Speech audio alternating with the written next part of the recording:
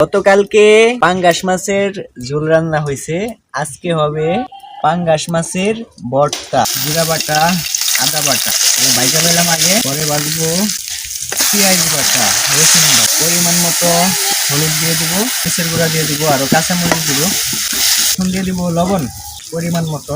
এখন দিয়ে দিব বাটা কষার যে ঝোলটা ছিল, এই ঝোলটাও দিয়ে দিলাম, পেঁয়াজ কুচি দিয়ে দিলাম, আমার রসুন দিয়ে দিলাম।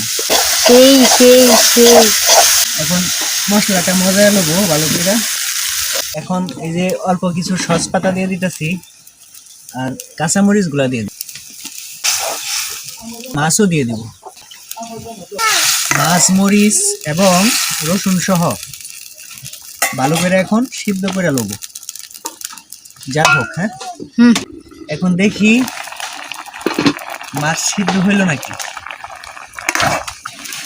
সিদ্ধ হয়ে গেছে, পানিটা শুকাইতে শুকাইতে একেবারে সুন্দর সিদ্ধ হয়ে যাবে নাকি আমি না।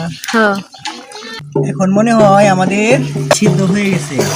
যে মরিচ চেটকাবার না করতেছে আমি না, বেশি জাল হয়ে গেছে বলে, এই জন্য আর চেটকাবো না। এখন বাগার দিয়ে লবো নাকি আমি না। আরেকদিন একা একা ভর্তা করতে পারবো না। এখন তেল আর জিরা দিয়ে বাগার দিব। এখন এই ভর্তাগুলো উঠে লবো, যে এখন তেল দিয়ে লবো।